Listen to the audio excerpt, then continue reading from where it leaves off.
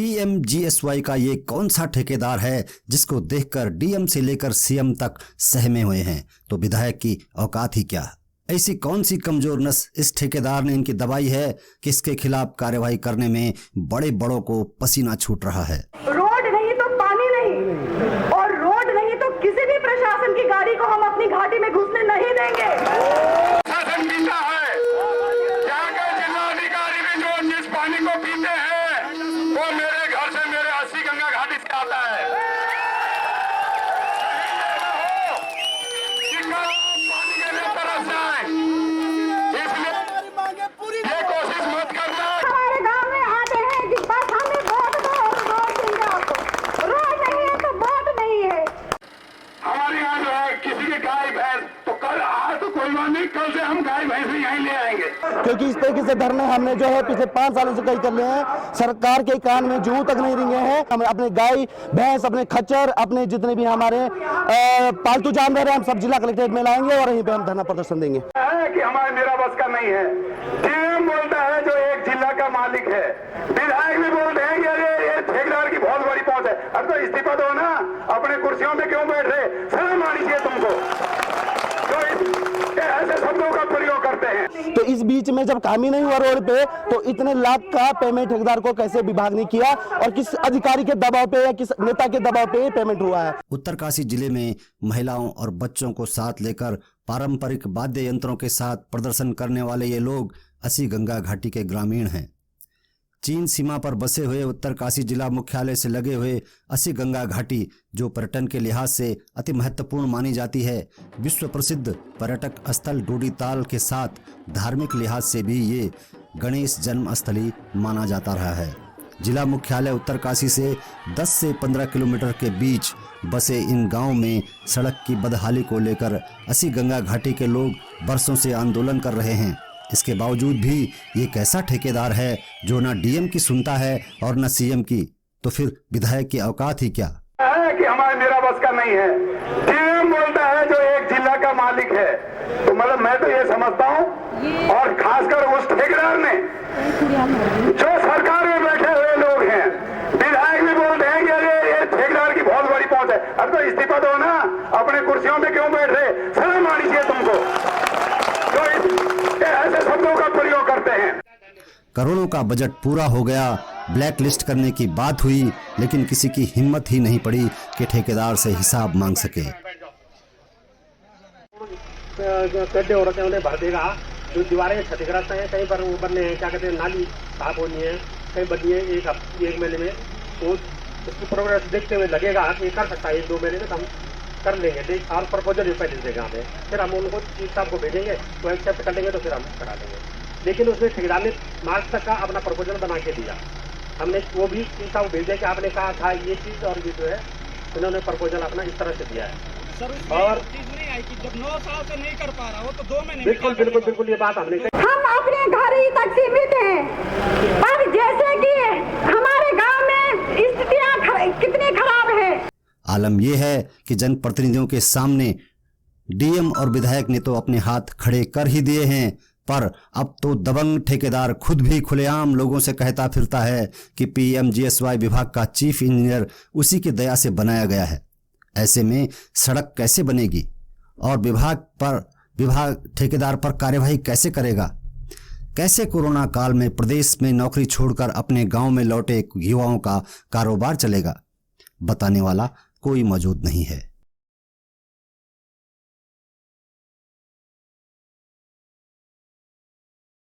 हैं जो हमारे डिस्ट्रिक्ट के राजा हैं, तो हम रोड के लिए किसके सामने रोना रोए? सीएम साहब के पास कितनी बार एप्लीकेशंस गई हैं, एक पूरा फाइल है मोटा ताजा मेरे पास। क्यों नहीं कानों पे जू रोंग देखती है हमारे लिए? इतने निकृष्ट हैं हम लोग। 12 गांव के लोग हैं जो मतदान करके लोगों को, जनप्रतिनिधि को विधानसभा में बिठाते हैं। हमारे पास ताकत नहीं है क्या? आज जैसे हम लोग आए हैं, मेरा सिर्फ एक निवेदन है आप लोगों से, इस जागृति को सोने मत दीजिएगा। गंगोरी से संगम चट्टी तक अस्सी गंगा के किनारे ये घाटी एक खूबसूरत पर्यटक स्थल रही है, जो न सिर्फ देश विदेश के पर्यटकों को अपनी ओर आकर्षित करती रही है, बल्कि स्थानीय लोग भी और व्यापारी भी वीकेंड पर नदी के किनारे अपने परिवार के साथ और बच्चों के साथ कुछ समय गुजारकर आनंदित होते थे। आज आलम यह है कि हर बार मीटिंग में सड़क की बदहाली को लेकर सवाल उठने के बाद भी प्रशासन की कानों में जूं नहीं रेंग रहा।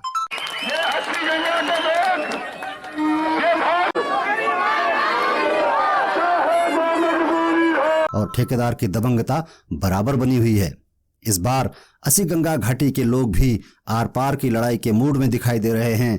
बड़ी तादाद में ग्रामीणों ने महिलाओं और बच्चों को साथ ढोल नगाड़े की धुन पर प्रदर्शन करते हुए प्रधानमंत्री पीएमजेएसवाई कार्यालय में तालेबंदी की और उसके बाद नगर की मुख्य सड़कों पर जुलूस प्रदर्शन और नारेबाजी के साथ कलेक्ट्रेट में प्रदर्शन किया और सरकार विरोधी नारे लगाए।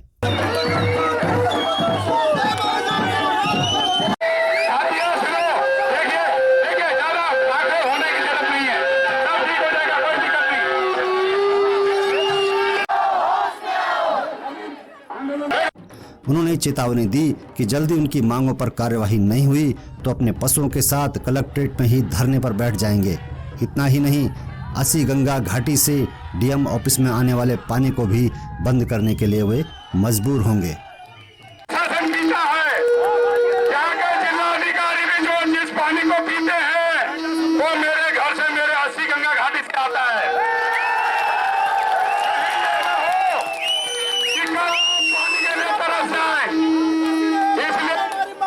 ये कोशिश मत करना कि इस घाटी की आवाज को दबाने की कोशिश न करें।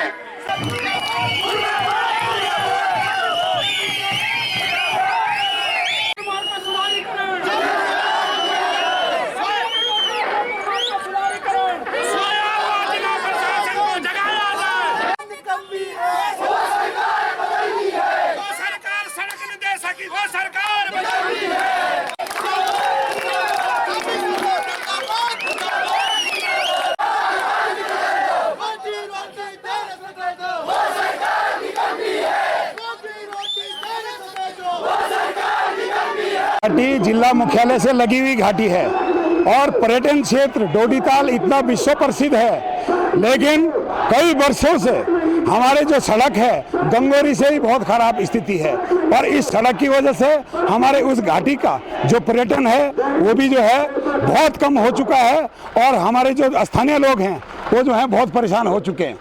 जी, जैसे आप गंगोरी से अस्सी गंगा घाटी के लिए एंटर करते हैं वहीं से हमारे रोड की बुरी हालत है और वहाँ पे पूरा स्लिप आ रखा है। आज उसको 3 साल से ज़्यादा हो चुके उस स्लिप को, अभी तक उसको जो है पीएम जो है उसको हटा नहीं पाया है, क्योंकि ठेकेदार वहाँ पे अपने आप को दबंग बोलता है, वो दबंग है और पीएम जो का उस कुछ भी नहीं कर सकती, क्योंकि जब पीएम जो के चीफ इंजीनियर जो चीफ है वो हमारे अस्सी गंगा घाटी रोड के जो गंगोरी डोडीताल मोटर मार्ग रोड के निरीक्षण पे आए थे तो उस समय ठेकेदार ने खुद हम जनप्रतिनिधियों के सामने बोला है कि चीप मैंने बनाया है, चीप मेरा क्या उखाड़ लेगा। जब चीप उसका कुछ नहीं उखाड़ पा रहा है तो हम लोग उसका क्या कर सकते हैं, इसलिए हम जो है धरने पे उतरा है। अगर अभी भी अगर अनशन नहीं, अभी अगर हमारी धरना मांगों को नहीं रखा जाता है तो हमें उग्र से उग्र आंदोलन के लिए बाध्य होना पड़ेगा।